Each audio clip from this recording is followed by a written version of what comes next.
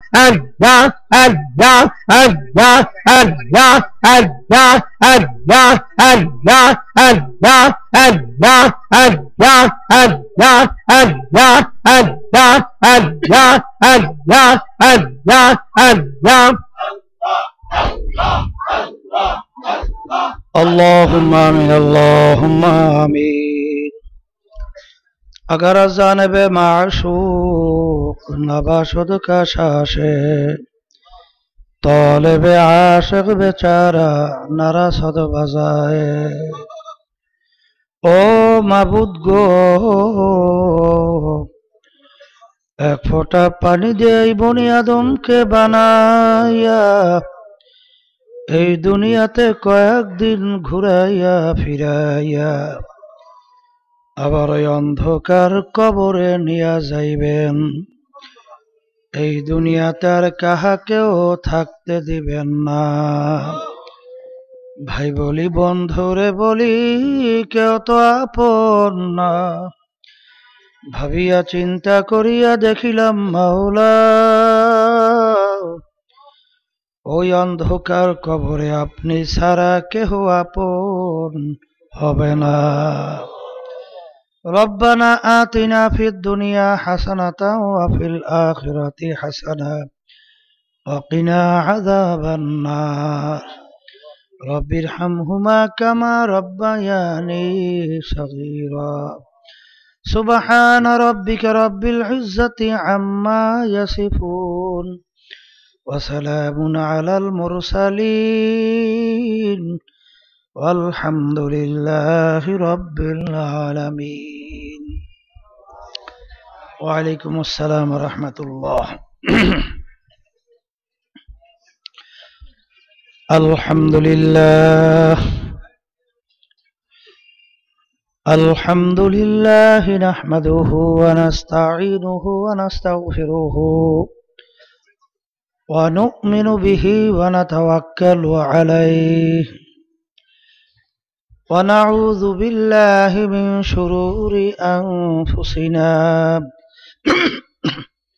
من يهده الله فلا مضل له ومن يضلله فلا هادي له ونشهد أن لا إله إلا الله وحده لا شريك له ونشهد أن محمدا عبده ورسوله أما بعد فأعوذ بالله من الشيطان الرجيم بسم الله الرحمن الرحيم والذين آمنوا أشد حبا لله صدق الله العلي العظيم সবাই দুরূদ শরীফ পড়ি আল্লাহুম্মা সাল্লি আলা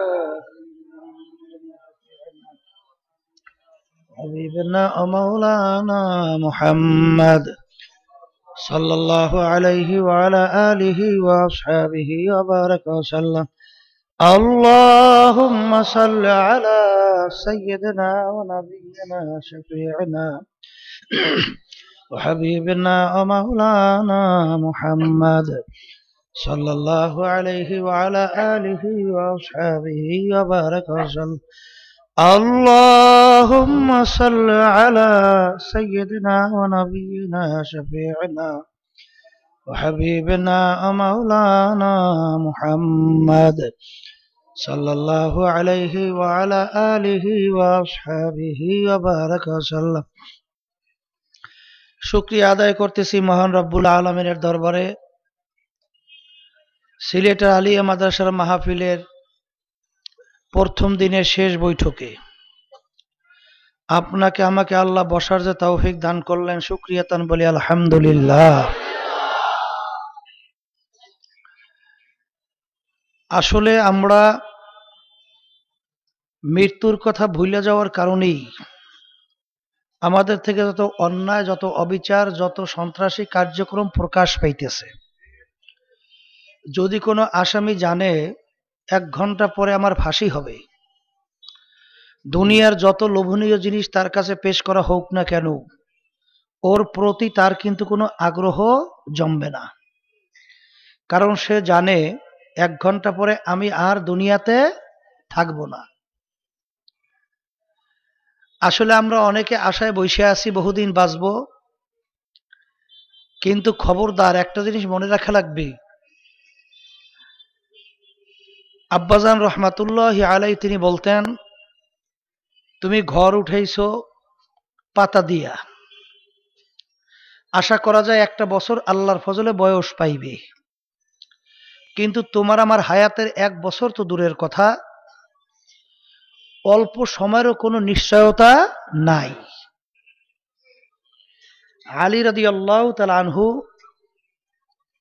তাকে জিজ্ঞাসা করছিল আল্লাহর হাবিব মুহাম্মদুর রাসূলুল্লাহ সাল্লাল্লাহু আলাইহি ওয়াসাল্লাম, আলী তুমি মৃত্যুকে কত দূরে মনে করো? আলী রাদিয়াল্লাহু তাআলা আনহু বলছিলেন, আমি যখন নামাজের জন্য ওযু করি তখন আমি এই খেয়াল করি আমার জীবনের শেষ ওযু এই, সামনের ওয়াক্তের নামাজের জন্য ওযু করার সুযোগ মনে হয় আর পাবো না। আল্লাহর হাবিব সাল্লাল্লাহু আলাইহি ওয়াসাল্লাম বলছিলেন, আলী তুমি তো ভুল করছো, এক নামাজ থেকে অন্য নামাজ আসতে মাঝখানে অনেক সময়ের ব্যবধান, মৃত্যু তো এত দূরে না। তুমি যখন নামাজের ভিতরে ডান দিকে সালাম ফিরাও, বাম দিকে সালাম ফিরাইতে পারে কিনা এইভাবে তুমি মউতকে মনে করো। এজন্য আল্লাহর হাবিব সাল্লাল্লাহু আলাইহি ওয়াসাল্লাম তিনি বলছিলেন, দৈনিক যদি কমপক্ষে 20 বার মৃত্যুর কথা স্মরণ করতে পারো, শহীদি দরজা পাইয়া বিনা হিসেবে বেহেশতে যাইতে পারবা। আসলে আমরা সবাই জানি আমাদের একদিন দুনিয়া থেকে বিদায় নেওয়া লাগবে, জানার পরেও কিন্তু সেই অনুযায়ী আমাদের চলাফেরা কথাবার্তা কার্যক্রম প্রকাশ পায় না। কথা ঠিক না? ওই একটা ঘটনা আছে না, এক বাদশাহ পীর সাহেব হুজুরের কাছে মুরিদ হইছে, হুজুর বাদশাকে সবক দিছে, দৈনিক 100 বার মৌতের জিকির করবেন। এখন বাদশাহ হুজুরের কথা রক্ষার্থে স্বর্ণ দিয়ে তাসবির গোটা তৈরি করছে, ভোর বিকালে বৈশা বৈশা জিকির করে মাউত মাউত মাউত মাউত কতবার? 100 বার। আবার সকালে জিকির করে কতবার? 100 বার। কিন্তু কোনো পরিবর্তন নাই। তো একদিন বাদশাহ বলতেছিলেন, হুজুর সবক তো দিলেন, আদায়ও তো ঠিক মতো করি, কিন্তু কোনো পরিবর্তন তো নাই। কলে বাবা আপনি কিভাবে আদায় করেন? কলে হুজুর আপনার কথা সম্মানার্থে আমি স্বর্ণ দিয়ে তাসবির গোটা তৈরি করছি, ভোরে বিকেলে বসে বসে মৌত মৌত জিকির করি। তখন হুজুর বলছিলেন, বাবা আপনাকে আমি যেইভাবে মৌতের জিকির করতে বলছি ওইভাবে হয় না। কলে হুজুর কিভাবে করতে হবে? কলে আমি একদিন হাতে নাতে শিক্ষা দেব। হুজুর গেলেন, যাই দেখে বাদশাহ রাজ সিংহাসনে বসা আছে। জিজ্ঞাসা করে, বাবা ওইটা কি? হুজুর রাজ সিংহাসন। আমাকে একটু বসতে দেওয়া যায়? হুজুর রাজ সিংহাসনে কাউকে তো বসতে দেওয়া যায় না, যে বসবে সেই তো রাজা। কলে আমাকে একটু বসতে দেওয়া যাবে না? কলে হুজুর আপনার তোর বাদশাহী লোভ টোভ নাই, আপনাকে হয়তো বসতে দেওয়া যাইতে পারে। তো দেশে বসতেই। কলে বাবা আমি এখন বাদশাহ? কলে হ্যাঁ। এখন আমি যেই হুকুম করবো তাই হয়? হুজুর হয়। হুজুর পয়সাই ডাক দিলেন, হে জল্লাদ এদিকে আসো। বলার সঙ্গে সঙ্গে জল্লাদ হাজির। রাজাকে দেখাই বলেন, তাকে বান্ধব কতল করতে হবে। এই মাইকটা বাড়ায় কা? এই বেটাগুলো একটা মোহাম্মদ সৈয়দ মানা করছি, এবার মাইকটা বাড়ায়। তা বান্দার সঙ্গে সঙ্গেই বাদশার ভিতরে থরথর থরথর করে কাপ উঠা, মাইক কমাই দিতে বলছি, বাড়াইতে নিষেধ করছি।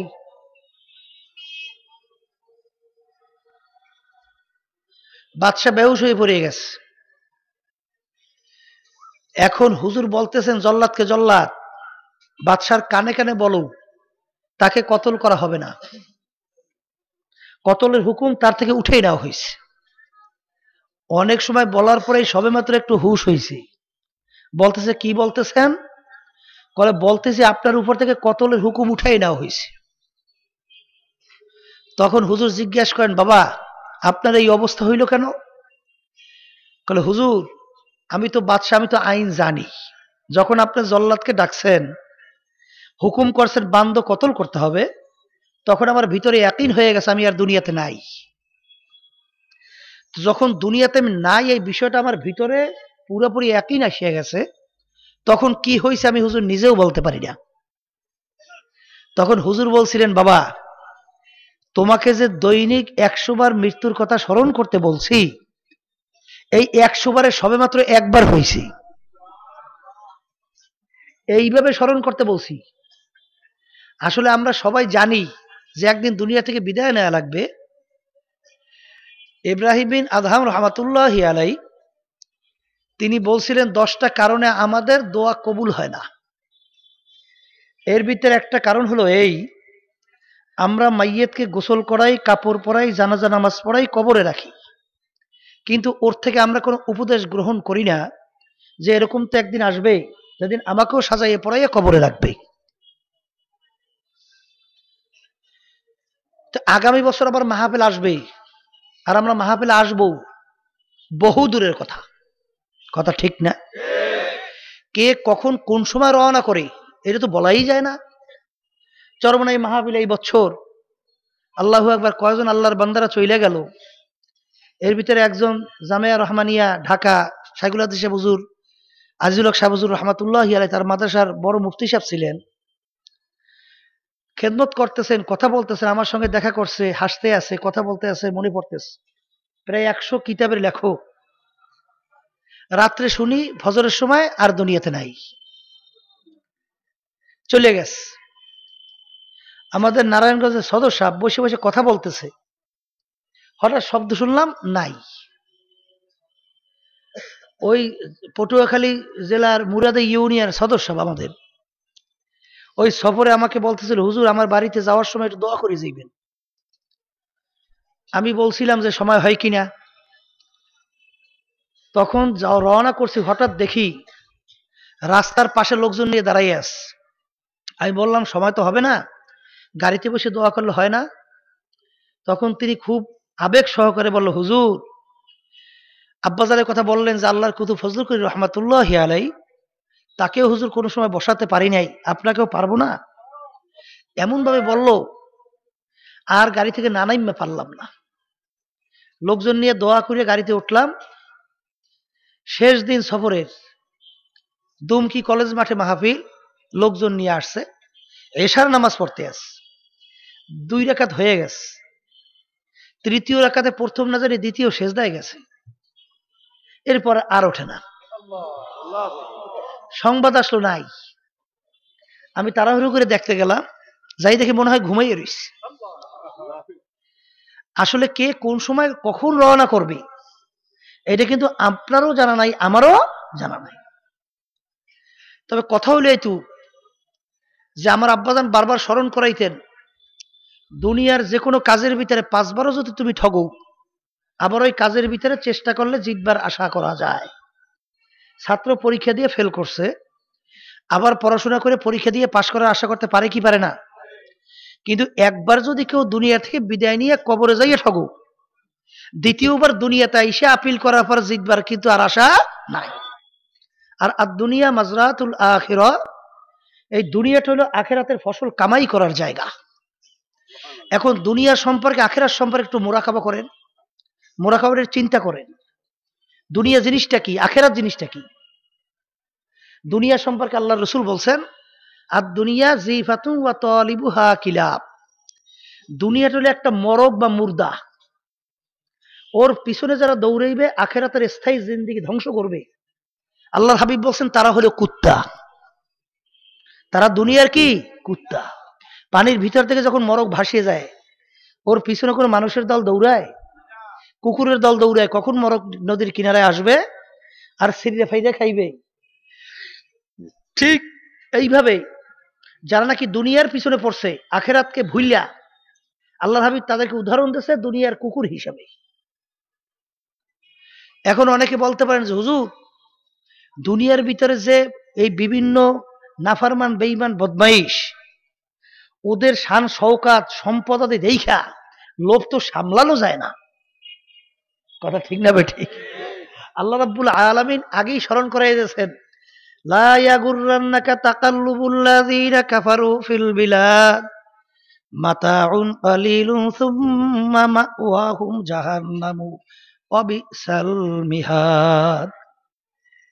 যে এই যে কাফেরদের, বেঈমান বদমাইশদের শান শওকত, এইটা অল্প কয়েকদিনের জন্য, এরপরেই ওদের জন্য আমি জায়গা বানাই রাখছি জাহান্নাম। এই জন্য আমার বাবাদেরকে বলবো, পর্দা আলে মা বোনরা বহুত আসছেন শুনতেছি, আপনাদেরকে বলবো যে খবরদার, বাকির নাম কিন্তু ফাঁকি, আশায় থাকবেন না, খবরদার। কারণ আল্লাহ রাব্বুল আলামিন আগেই স্মরণ করাইতেছেন, আলহাকুমুত তাকাসুর হাত্তা যুরতুমুল মাকাবির। আরো বাঁচবো, আরো অমুক করব, সমুক করব, বহুত প্ল্যান প্রোগ্রাম, সব কিন্তু একদিন থাকবে, আপনি আর আমি আর থাকবো না। যেটা বলেন কথা ঠিক কিনা? আমার আব্বাজান রহমাতুল্লাহি আলাইহি দাদাজানের কথা বলতেন। দাদাজান বলছিলেন যেমন একদিন আসবে, আমি ইসহাক, তার সমস্ত সফর সূচি নিয়ম অনুযায়ী থাকবে, কিন্তু আমি ইসহাক আর থাকবো না। আব্বাজান বলছিলেন দেখা গেল বাবাজান দুনিয়াতে নাই, তার সফর সূচি সবই পড়িয়ে আছে। আব্বাজান ওই উদাহরণ দিয়ে বলছিলেন যেমন একদিন আসবে আমার সফর সূচিও থাকবে, কিন্তু আমি ফজলুল করিম আর থাকবো না। দেখা গেল তার সফর সূচি নিয়ম অনুযায়ী ছিল, কিন্তু আব্বাজান আর দুনিয়াতে নাই, আর কোনোদিন আসবেও না। সেই হিসেবে আমার বাবাদেরকে বলবো যে আল্লাহ যখন মাহফিলে নিয়েই আসছেন, সবাই একটু মনকে পুরাপুরি ভাবে আল্লাহ মুখী করে বসেন, আর আল্লাহর কাছে সবসময় দোয়া করেন, মাবুদ গো, আপনার খাস বান্দাবান্দি না বানাইয়া আমাদেরকে কবরে নিয়েন না।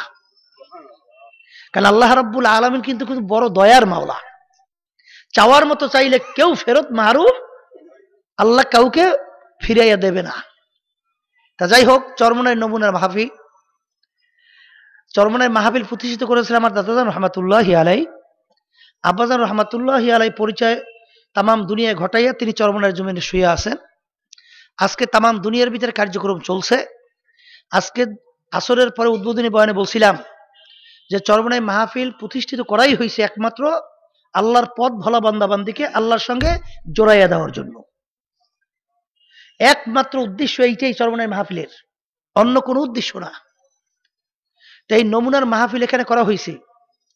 দাদাজান রহমাতুল্লাহি আলাইহির কথা আব্বাজান বলতেন যে চরমনাই মাহফিলে প্রথম দিন একটু মাআরিফাতের আলোচনা বেশি করতেন, আর দ্বিতীয় দিন শরীয়তের আলোচনা একটু বেশি করতেন, তৃতীয় দিন অন্য অন্য সব বিষয় আলোচনা একটু বেশি করতেন। এখন মাআরিফাতের আলোচনা, এইটা আমাদের সংক্ষেপে বোঝা লাগবে। মাআরিফাত শব্দের অর্থ পরিচয় লাভ করা। আপনার বিবাহের আগে বহুত মেয়ের ব্যাপারে প্রস্তাব আসছিল, সব মেয়ের সঙ্গে আপনার বিবাহ বন্ধন হয় নাই। একটা মেয়ের সঙ্গে বিবাহ বন্ধন হওয়ার পরে তার সঙ্গে ওঠা বসা, কথাবার্তা, কার্যক্রম চলতে চলতে ওর প্রতি আপনার ক্ষেত্রে মায়া জমছে, পরিচয় লাভ হয়েছে। অন্যান্য যেই মেয়েদের ব্যাপারে আপনার প্রস্তাব আসছিল বিবাহের ব্যাপারে, বিবাহ হয় নাই, তারা যদি মারাও যায় তাতে কিন্তু আপনার চোখে পানি আসে না, আফসোসও লাগে না। কিন্তু আপনার স্ত্রী যদি একটু অসুস্থ হয়, তখন স্বাভাবিকভাবেই দেখবেন আপনার চোখে অটোমেটিক পানি আসে। কথা ঠিক না?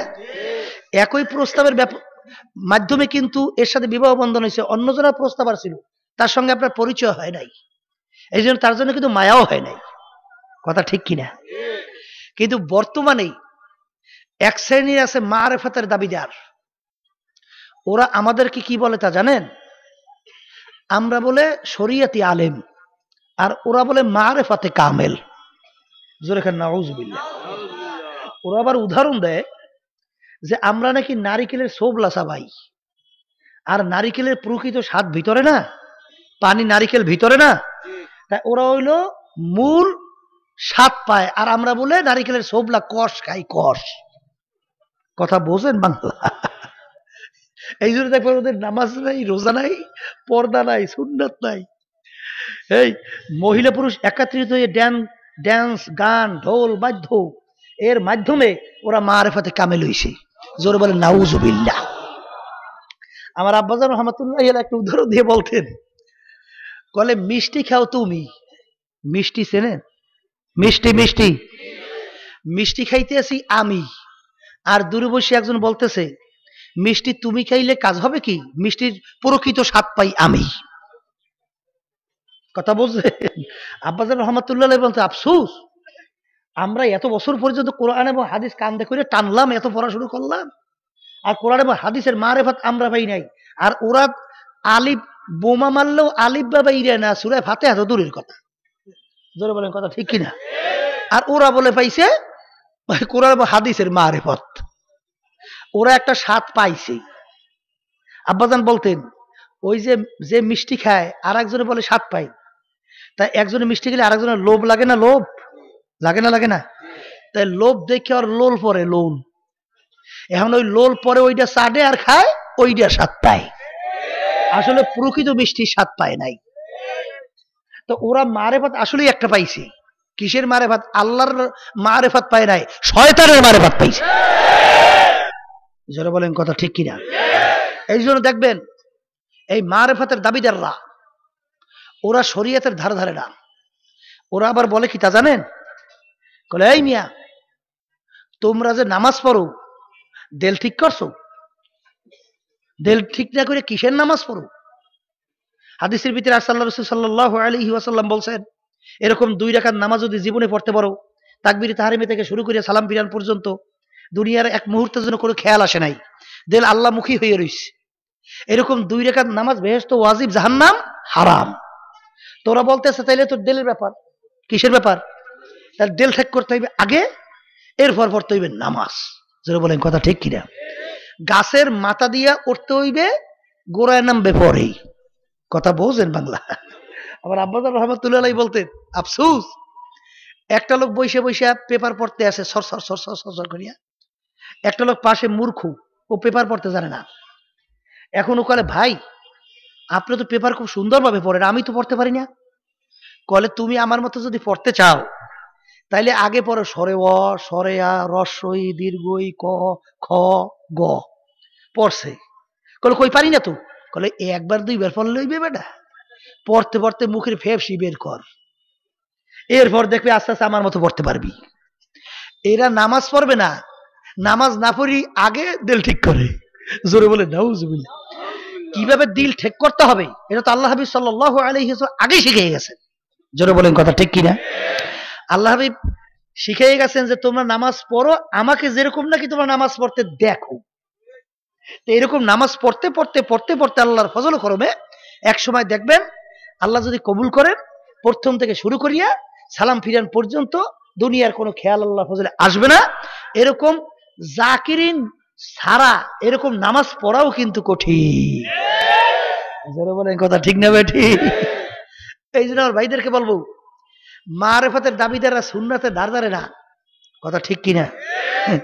এক কবি বলছিলেন যে তোমরা যে সুন্নাতের ধার ধারো না, শুধু মারেফত নিয়ে আইছো না। আর এক শ্রেণী আবার আমার বর্তমানে ভাইরা আছে, পর্দালে মা বোনেরা আছে, ওরা আবার কি করে ওই বেদাতি এক ধরনের লোক মারেফতের দাবিদার মাইকটা দেখে আবার ঘুরে দিতেছে নাকি, এরকম জ্বালাই কি লিখে আমি বুঝলাম না কিছু। কত সুন্দর হইতেছিল আবার এরকম করে কেন?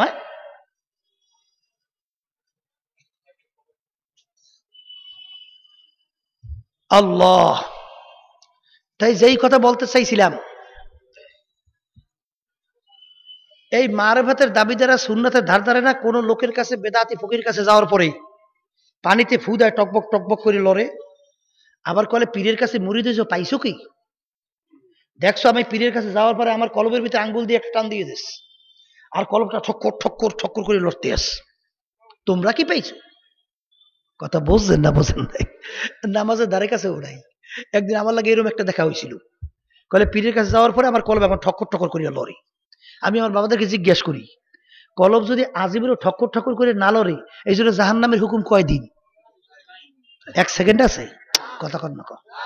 কিন্তু এক ওয়াক্ত নামাজ যদি পড়বে বলতে বলতে অন্য ওয়াক্ত এসে গেছে, ইচ্ছা করিয়া কাজা করিয়া যদি অন্য ওয়াক্তে নিয়ে কাজা করিয়া পড়ে, এই অপরাধের জন্য কোরআন এবং হাদিস অনুযায়ী 2,88,00,000 বছর জাহান্নামের আগুনের ভিতরে জ্বলতে হবে।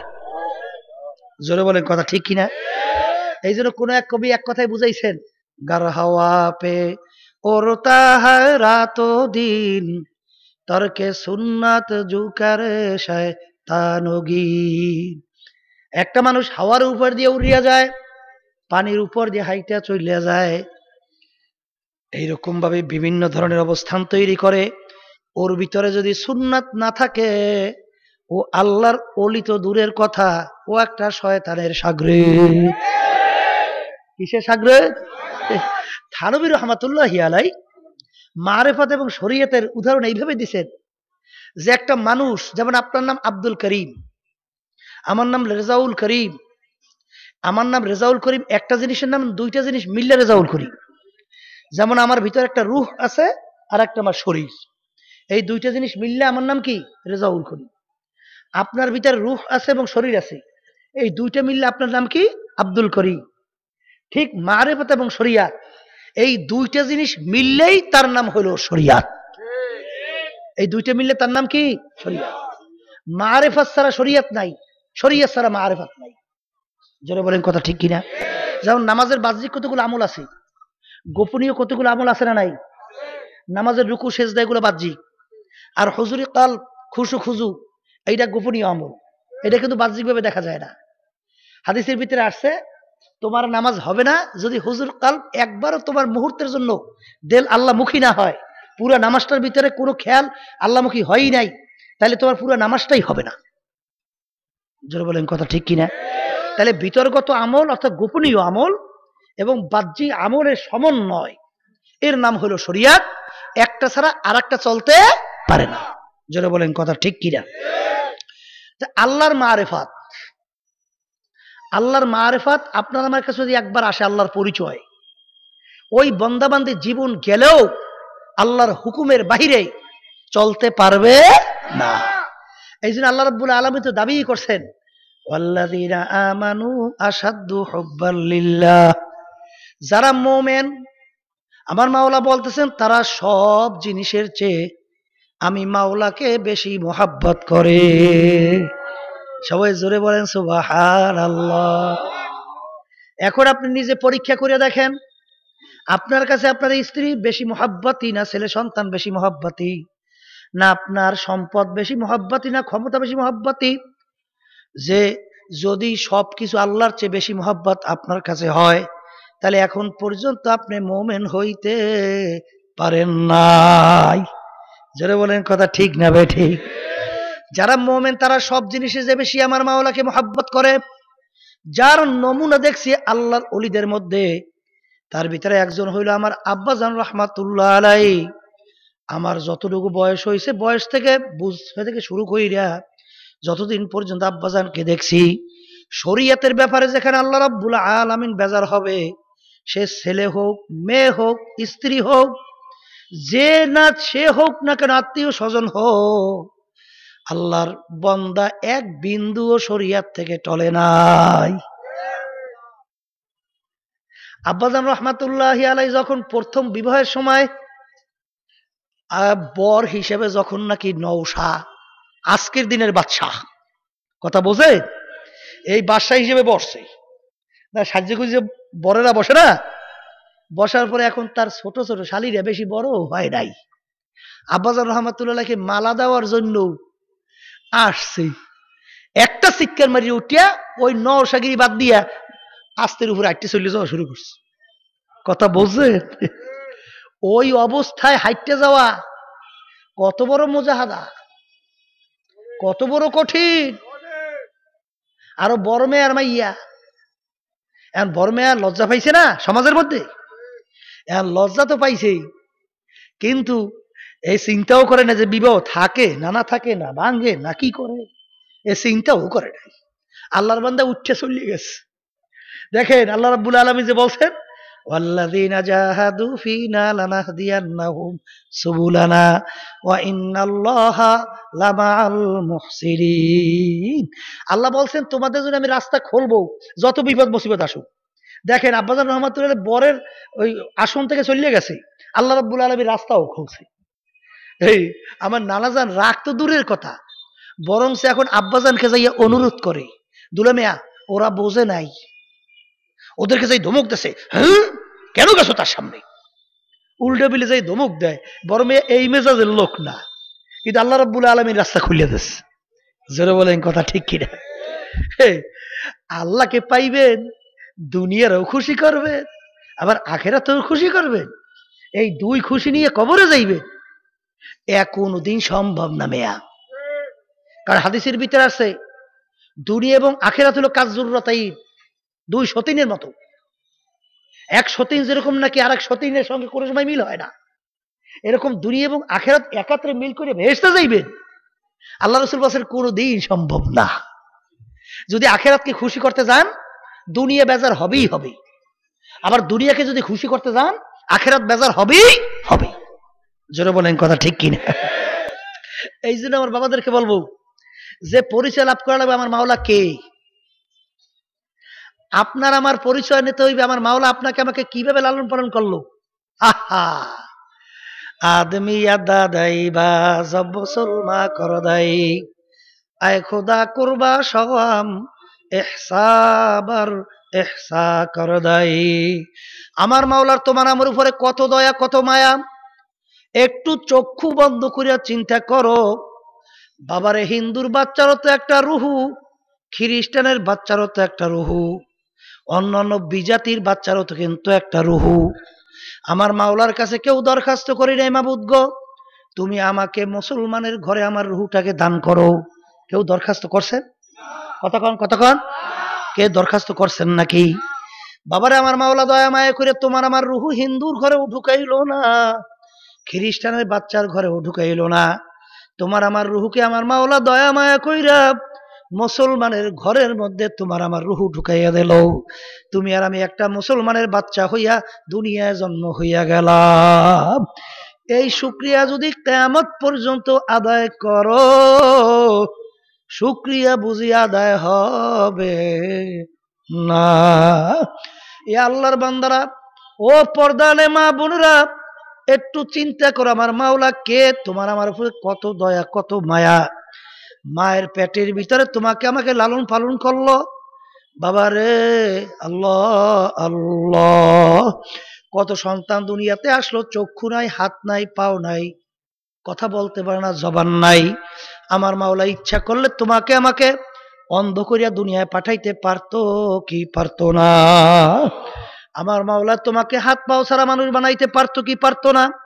আমার মাওলার কাছে কেউ তো দরখাস্ত করি নাই, মাবুদ গো তুমি আমাকে সুন্দর একটা মানুষ হিসেবে পাঠান। আমার মাওলা তোমাকে আমাকে কত সুন্দর চেহারা, ফি আহসানি তাকওয়িম, কত সুন্দরভাবে তৈরি করিয়া তোমাকে আমাকে মাওলা দুনিয়া পাঠাইলো। দেখো তোমাকে আমাকে আমার মাওলা কেমন ভাবে লালন পালন করলো। আল্লাহু আল্লাহ। বাবারে, তুমি আর আমি দুনিয়া আসার পরই আমার মায়ের বুকের ভিতরে এমন খানা আমার মাওলা তৈরি করলো, সমস্ত দুনিয়ার ডাক্তাররা একমত মায়ের বুকের দুধের চেয়ে বাচ্চার জন্য ভিটামিন যুক্ত খাদ্য আর দ্বিতীয় দুনিয়াতে আবিষ্কার হয় নাই। এই খাদ্য কে পাঠাইলো? জোরে বলো কে? খাদ্য আবার কেমন খাদ্য? বাবারে, বেশি গরমও না বাচ্চার ঠোঁট পড়বে, বেশি ঠান্ডাও না বাচ্চার সর্দি হইবে, বেশি মিষ্টিও না বাচ্চার অরুচি হবে, মিষ্টি ছাড়াও না বাচ্চা খাইতে পারবে না, আবার বেশি ঘনও না বাচ্চার পেট খারাপ হবে, আবার বেশি পাতলাও না বাচ্চার খিদা মরবে না। এমন খাদ্য আমার মাওলা তৈরি করলো, ওই খাদ্য খাইয়া তুমি আর আমি আস্তে আস্তে বড় হওয়া শুরু করলাম। বাবারে, ভালো করে চিন্তা করো তোমাকে আমাকে কিভাবে আমার মাওলা লালন পালন করলো, কিভাবে তুমি আমি বড় হইলাম। বাবারে, ঘুমের মানুষ আধা মরা, ঘুমের মানুষ ঘুমের ভিতরে এদিক ওদিকে যায় কি যায় না, হাত এদিক ওদিকে পড়িয়া যাইতে পারে কি পারে না। এই ছোট বাচ্চা মা কোলের পাশে নিয়ে ঘুমাইয়া আছে। বাবারে, মা যদি ঘুরিয়া বাচ্চার গায়ে পড়ে বাচ্চা চ্যাপটা হইয়া মারা যাইবে। বাবারে, মনে করছে এইটাই বুঝি নিয়ম। না না, আমার মাওলা মাঝে মধ্যে দেখায় কিছু বাচ্চা এরকম মায়ের পেটের নিচে পিঠের নিচে পড়িয়া চ্যাপ্টা হইয়া মারা গেছে। তুমি আর আমি দুনিয়ায় কিভাবে বড় হইলাম। বাবারে, ঘুমের মানুষ আধা মারা। আমার আব্বাজান রহমাতুল্লাহ আলাইহি বলছিল, অনেক সময় সফর থেকে গভীর রাত্রে বাসায় যাওয়ার পরে ঘরে ঢুকিয়া জোরে জোরে ডাকে, মায়ের কোনো খবর নাই, ঘুমাইয়া নাক টানতে আছে। তখন আব্বাজান বলেন, মাবুদ গো, এমন ঘুমের ভিতরে বিবর ছোট বাচ্চা পাশে শুয়ে আছে, এই বিবর বাচ্চা, এই বাচ্চাকে তুমি এই মানুষের দ্বারা কিভাবে লালন পালন করাও? এই কথা বলে আর দুই চোখের পানি ফেলাইয়া কান্দে। এত ডাকা ডাকলো, খবর নাই, লারা দেওয়ার উহ করে আবার ঘুমাইয়া যায়। হঠাৎ আব্বাজান রহমাতুল্লাহ আলাইহি বসে বসে মোরাকাবা করতে আছে, শুইয়া শুয়ে চিন্তা করতে আছে এই বাচ্চাকে কিভাবে পাললে, কিভাবে মা পালে। হঠাৎ বাচ্চা কুন কুন কুন কুন করে শব্দ করলো। বাচ্চার কুনকুনানি শব্দ 10 হাত দূরেও মনে হয় যায় না। যখন কুনকুনানি করে উঠলো, মা হঠাৎ জোরে লাফ দিয়ে উঠলো, উঠতেই বাচ্চাকে ধরাইয়া দুধ খাওয়ানো শুরু করলো। তখন আব্বাজান দুই চোখের পানি ফালাইয়া কাঁদে, মাবুদ গো, তোমার কুদরত বোঝা বড় কঠিন, তোমাকে আমাকে কিভাবে পাললো, আস্তে আস্তে তুমি আর আমি বড় হইতেছি। বাবারে, তোমার আমার পাশে আমার মা ঘুমাইয়া আছে, মনে করছো মায়ের হাত বুঝি তোমার মুখে পড়ে নাই?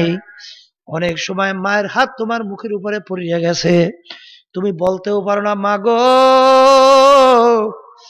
আমি কিন্তু মরিয়া গেলাম, হাত সরাইয়া নেন। তুমি বলার শক্তিও আমার মাওলায় দান করে নাই, মায়ের হাতখানা সরাইয়া দেবে এই শক্তিও মাওলায় দান করে নাই, তুমি সরিয়া সবার সেই শক্তিও মাওলায় দান করে নাই। আমার মাওলা ঘোষণা করছেন, ও আল্লাহর বান্দারা, আমার মাওলা কি বলে শোনো, লা তাখুযুহু সিনাতুন ওয়ালা নাওম। আমার মাওলা বলতেছেন, ও বান্দা বান্দি, আমার ঘুম নাই, জিমানিও নাই, তুই ঘুমাও আর তোকে পাহারা দেই আমি মাওলা। যখন তোর মায়ের হাতখানা তোর মুখের উপরে পড়িয়া গেল, তখন তোর মায়ের হাতখানা আমি মাওলা কুদরতের হাতে দ্বারা সরাইয়া দিছিলাম আমি। লা তাখুযুহু সিনাতুন ওয়ালা নাওম। বাবারে, আমার মাওলা কি কুদরতের মাওলা, আমার মাওলা তোমার আমার জন্য কত দয়া মায়া করিয়া দেখো কিভাবে তোমাকে আমাকে তৈরি করলো। ফি আহসানি তাকওয়িম, আমাকে আমাকে মাওলা কত সুন্দর সূরাতে তৈরি করলো। বাবারে দেখো, আমার মাওলা নাক কোন জায়গায় ফিট করলো, মুখ কোন জায়গায় ফিট করলো, চক্ষু কোন জায়গায় ফিট করলো, কান কোন জায়গায় ফিট করলো। আমার মাওলা যদি চক্ষু ঘুরাইয়া পিছনে ফিট করতো, খানা পিছনে নিয়ে দেখে তারপর মুখের ভিতরে দেওয়া লাগতো। নাক যদি পিছনে ফিট করতো, ঘেরান পিছনে নিয়ে তারপর মুখের ভিতরে দেওয়া লাগতো। এমন ভাবে আমার মাওলা সাজাইছে, বাবারে মুখের কাছে খানা নেওয়ার সঙ্গে সঙ্গে চক্ষু দেখা বইলা দেয় খাওয়ার উপযোগী না অনুপযোগী, ঘেরান নিয়ে সঙ্গে সঙ্গে বইলা দেয় যে খানা খাদ্যের উপযোগী না অনুপযোগী, জিব্বা দেওয়ার সঙ্গে সঙ্গে জিব্বা বইলা দেয় খানা খাওয়া কি উপযোগী না অনুপযোগী। এত সুন্দরভাবে আমার মাওলা সেট করলো। তোমাকে আমাকে আমার মাওলা কিভাবে পারলো দেখো। বাবারে, আস্তে আস্তে আস্তে আস্তে তুমি বড় হইলা, আমার মাওলা তোমাকে কুচি কুচি দাঁত দান করলো। আবার যখন মুখ বড় হইলো, দাঁত বড়, আস্তে আস্তে মুখ বড় হইলো, এখন তুমি বড় বড় খাদ্য খাবা, শক্ত জিনিস চাবাইয়া খাওয়া লাগবে। ওই ছোট দাঁত পইরা আবার বড় দাঁত উঠলো, এখন ওই বড় দাঁত দিয়ে তুমি শক্ত জিনিস চাবাইয়া চাবাইয়া খাইতে আসো। তাহলে বোঝা গেল শরীরের মধ্যে দাঁত তৈরি করার কারখানা আছে।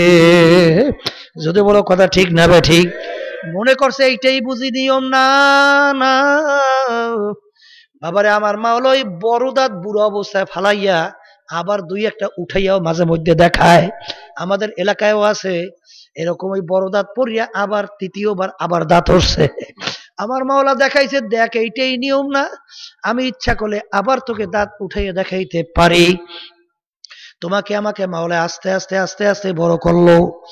এখন আমার মাওলা ডাক দিয়া বলে, ইন্নাল ইনসানা লিরাব্বিহি লাকানুত, মানুষ বড় নেমুখ হারাম, মানুষ বড় নেমুখ হারাম।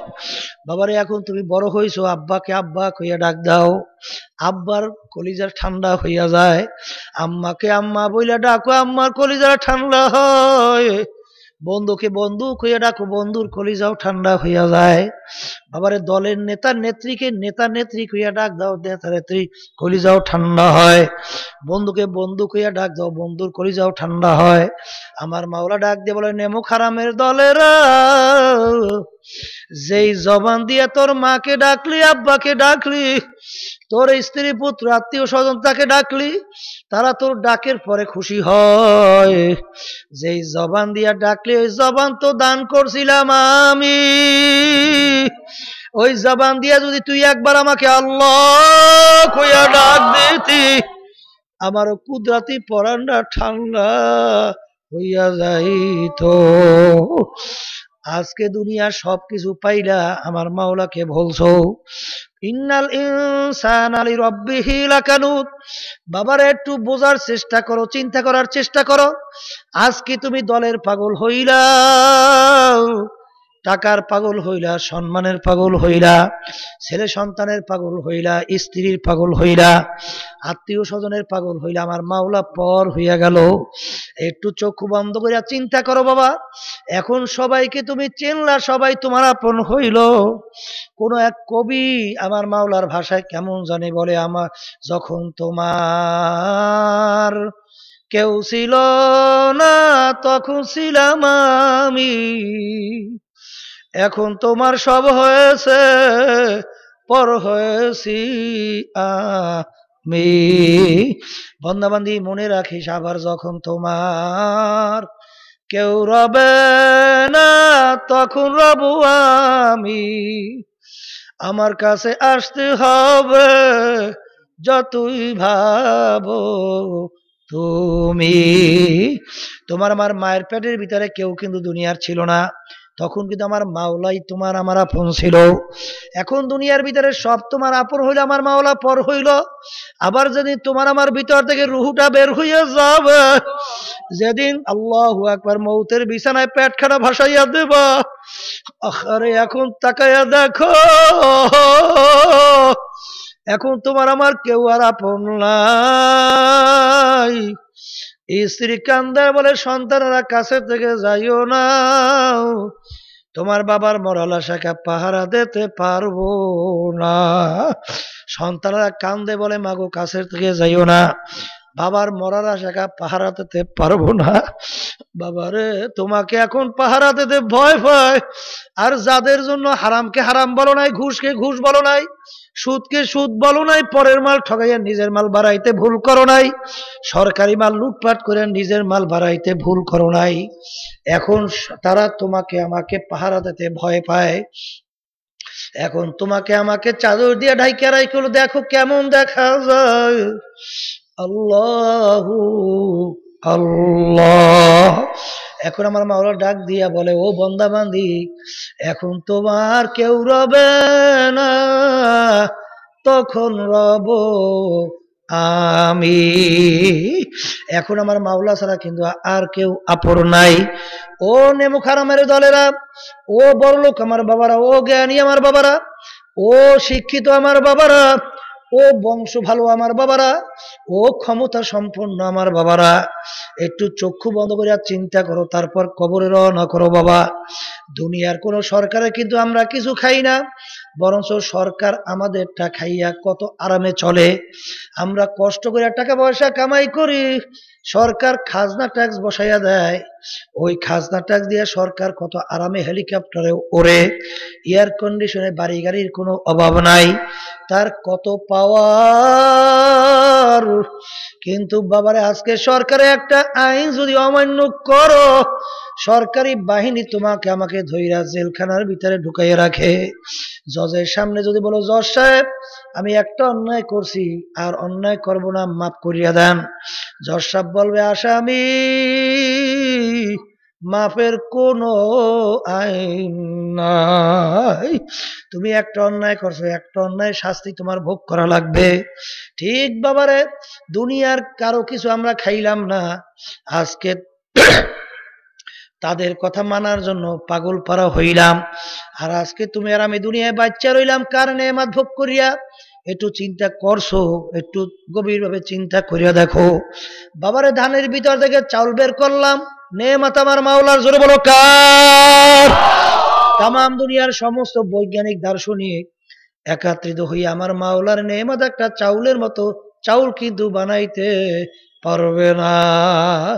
এই নেয়ামত ভোগ করলাম আমার মাওলার, পানির ভিতর থেকে মাছ উঠাইলাম নেয়ামত আমার মাওলা।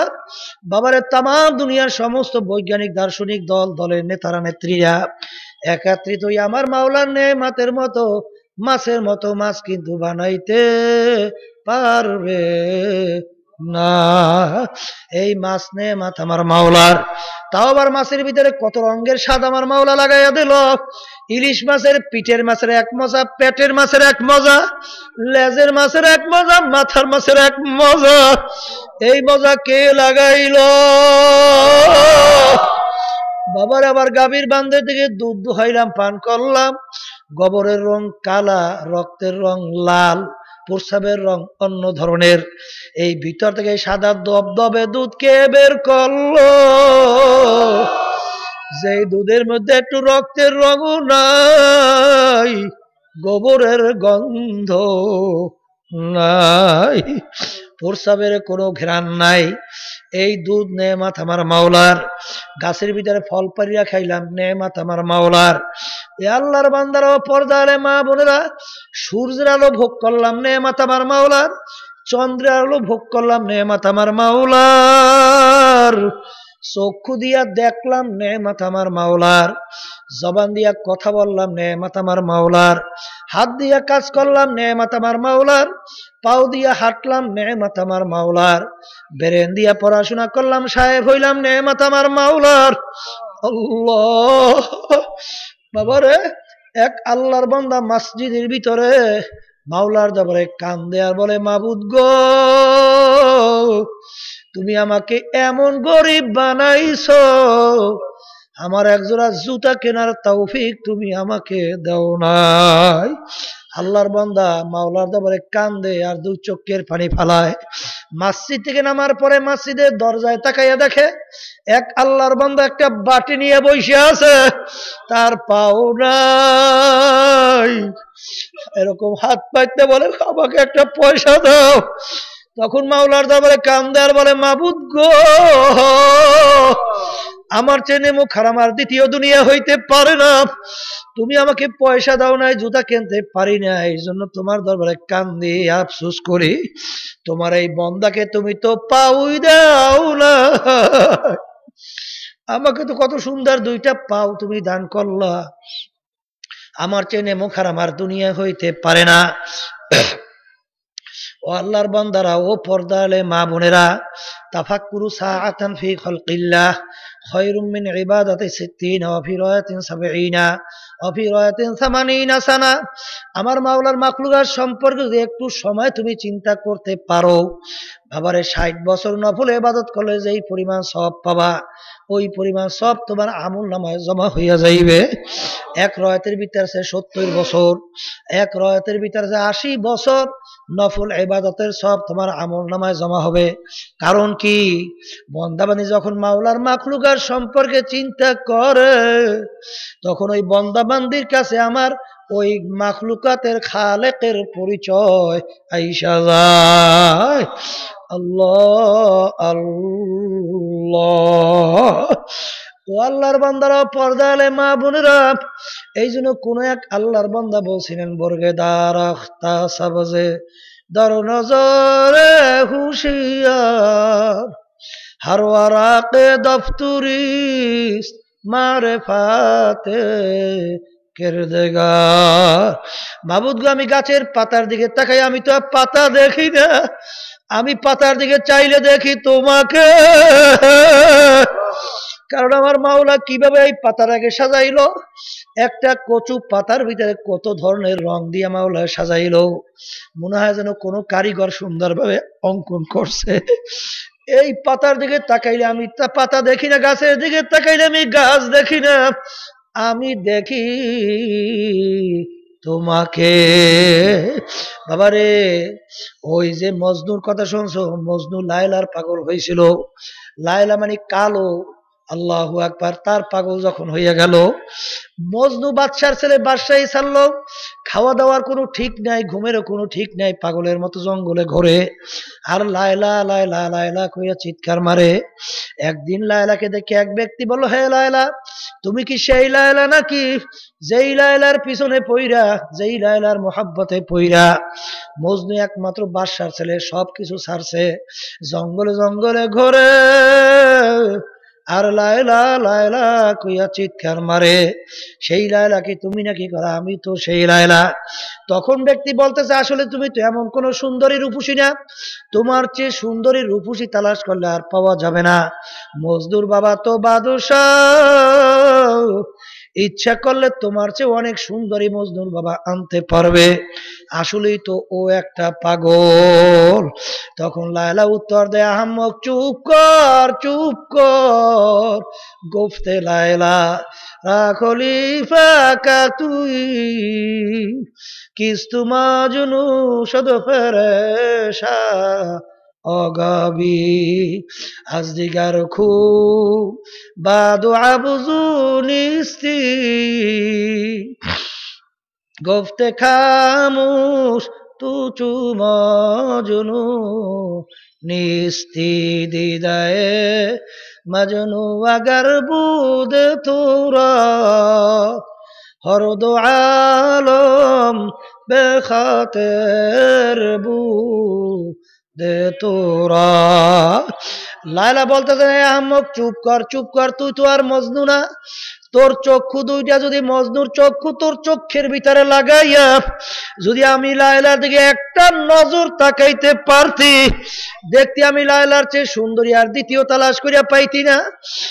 আরে মজনুর চক্ষে যদি লায়লার চেয়ে সুন্দরী আর না হইতে পারে। এখন আল্লামা রুমি রহমাতুল্লাহ আলাইহি বলেন, ও দুনিয়ার মানুষ, এশকে মাওলা কায়কো মাজ লায়লা বুয়া, এশকে মাওলা বেহতারাজ সা লায়লা বুয়া।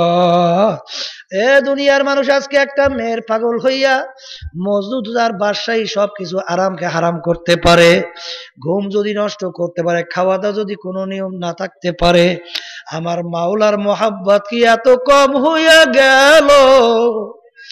আমার মাওলার মোহাব্বতে পইরা বন্দাবান্দি কেন আমার মাওলার হুকুম ঠিক মতো পালন করতে পারবে না?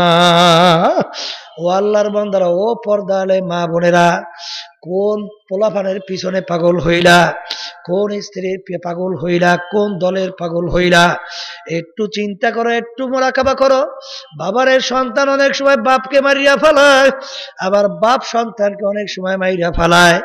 সন্তান যদি দিনদার না হয়, তোমার কবরে পাশে যে একটু সালাম দেবে, তাও বুঝি নসিবে জোটবে না।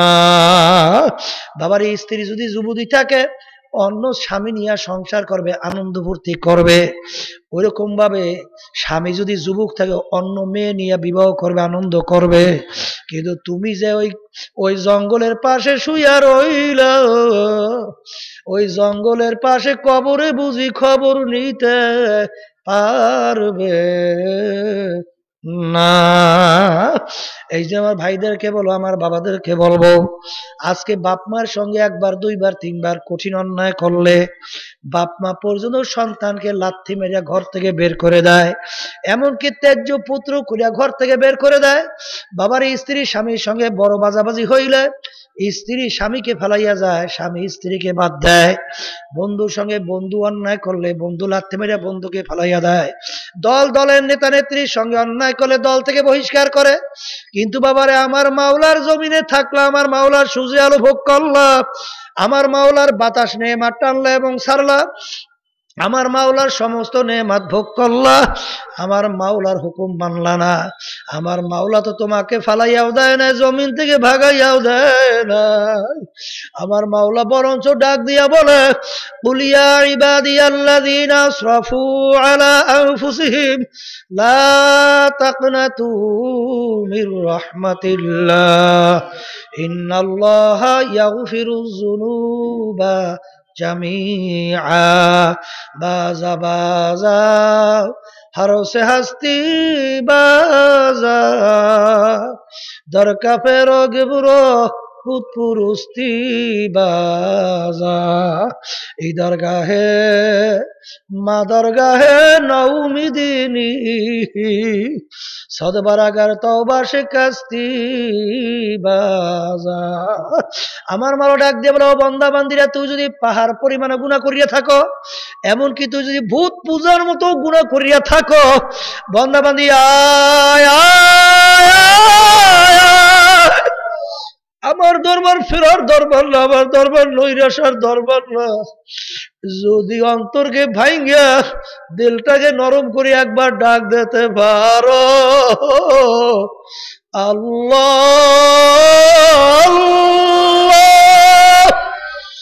আল্লাহ, আমার মাওলা তোমাকে আমাকে জাহান্নামে ফালাইবে না, শয়তানের হাতে সুবর্দ করবে না। আমার মাওলা তোমাকে আমাকে ধোয়াইয়া পোষাইয়া তার কুদরাতে কোলে না নিয়া পারবে না। বাবারে, সন্তানের কিন্তু শক্তি নাই মাকে টাইনা দুধ খাইবে, কিন্তু সন্তান যখন ওয়া ওয়া কইরা কান্দে, সন্তানের কান্না বন্ধ করার জন্য হয়তো বা মা কাউকে পাঠায়, যাইয়ে দেখে সন্তান চক্ষু বন্ধ করিয়া কান্দে। সন্তানের কান্না যখন বন্ধের জন্য গায়ের ভিতরে হাত লড়ায়, সন্তান চক্ষু খুলে দেখে মা আসে নাই, চক্ষু আরো বন্ধ করে আরো জোরে কান্না শুরু করে, ওয়া ওয়া। আরে মায়ের কাজ হাতে থেকে ঠাস করিয়া পড়িয়া যায়, মা দৌড়ে নিয়ে সন্তানকে ধরে। আরে সন্তানের তামাম গায়ে পায়খানা প্রস্রাবে ভরিয়া রইছে, সন্তানকে মা রাগ করে আগুনও ফালায় না, পানিতেও ফালায় না, ধোয়াইয়া পোষাইয়া এগালে চুমা দেয় আর ওগালে চুমা দেয়, বলে মা গো বাবারে, তোকে আমি কষ্ট দিছি, আয় তোকে আমি আর কষ্ট দেব না। মা সন্তানকে যত মায়া করে, এর সে হাজার গুণ লক্ষ গুণ বেশি মায়া করে আমার মাওলা বান্দা বান্দিকে। আমার মাওলা বান্দা বান্দির দিকে তাকাই বলতে, বান্দা বান্দি আয় আয় আয়। তুই যদি পাহাড় পরিমাণ গুনাহ করিয়া থাকো, ভূত পূজার মতো যদি গুনাহ করো, যদি তওবার মতো তওবা করতে পারো, ডাকের মতো ডাক দিতে পারো, তোকে আমি শুধু মাফ করব তাই না, এমনকি তোর গুনাহকে আমি নেকের দ্বারা পরিবর্তন করিয়া দেব। এই দয়ার মাওলারে ভুলিয়া কার মহব্বতে পড়ছো, কার প্রেমে পড়ছো, কোন দুনিয়ার পিছনে পড়ছো? এই দুনিয়া তো একেবারে ফাঁকি। আল্লাহ আল্লাহ আল্লাহ। বাবারে, দুনিয়া সম্পর্কে একটু চিন্তা করো, আখেরাত সম্পর্কে চিন্তা করো। এই দুনিয়া কিন্তু একেবারে ফাঁকি। তামাম দুনিয়ার মোড়, ওই যে বলছিলাম 4 জন লোক রাজত্ব করছিল বাবা। বাদশা সেকান্দার বলছিল কাপড় পরাই হাত দুইটা বাহিরে রাখিয়া ঘুরাইয়া দাফন করিও। তিনি তামাম দুনিয়ার মানুষকে বুঝাইতে চাইছে তামাম দুনিয়ার বাদশাহী করলাম, কিন্তু যখন কবরে রওনা করলাম, একেবারে দুইটা খালি হাত নিয়ে রওনা করলাম, আর কিছুই নিতে পারলাম না। ও কবরের যাত্রীরা, এত টাকা রাখবা কোথায়, কাপনে যে পকেট না। আল্লাহ আল্লাহ। বাবারে, এই টাকার জন্য দিনকে দিন বলো না, রাত্রকে রাত্রের দিন রাত্র বলো না, শুধু টাকা টাকা, সম্পদ সম্পদ সম্পদ সম্পদ। এই সম্পদ টাকা টাকা কয়দিনের জন্য দেখতে না দেখতে শেষ হয়ে গেল। আর আখেরাতে খোদা না খাচ্ছা যদি মুসিবতে বাজো, আর কিন্তু দ্বিতীয়বার ফেরত আইসা আর কিন্তু জিতবার আর আশা নাই। আমার আব্বাজান বলতেন, বাবা একটু চিন্তা করো, দুনিয়ার কোনো কেসের মধ্যে যদি পড়ো, আল্লাহ তোমার মুখ শুকাইয়া যায়, খানা ঘুম পর্যন্ত নষ্ট হইয়া যায়। যদি জিজ্ঞাসা করেন ভাই তোমার এরকম চেহারা কেন বিবর্ণ হয়ে গেল, কলে ভাই শোনেন নাই আমি একটা কেসের মধ্যে পড়ছি। কলে তাতে কি হয়েছে? কলে জেল হওয়ার সম্ভাবনা আছে। আজকে দুনিয়ার কেসের কারণে তোমার যদি ঘুম নষ্ট হইতে পারে, জেলের ভয়তে যদি খানা নষ্ট হইতে পারে, তোমার আমার সামনে যে আখিরাতের 5টা মামলা দাঁড় হইয়া আছে, এই মামলার তদবির যদি দুনিয়ায় থাকা অবস্থায় না করো, ওই মামলায় যদি খোদা না কাছ তার ঠগ, আর দ্বিতীয়বার দুনিয়াতে আসিয়া ফিল করিয়া জিতবার কিন্তু আর আশা নাই। আল্লাহুম্মা আমিন। এ ঘরের মেয়ে লোকেরা, হে পর্দালে আমার মা বোনেরা, হাত উঠাইয়া 2 চোখের পানি ফালাও, গুনার কথা মনে করো, মাওলার দরবারে কান্দো আর মাপ চাও। যদি কান্না না আসে মনকে বুঝাও রে মন, একদিনে ঘরের দরজা দিয়ে নতুন বউ হয়ে উঠছিল রে মন, কত মেয়ে লোকে শরবত খাওয়াইলো, কত মেয়ে লোকে বাতাস করলো, আবার এমন একটা দিন আসবে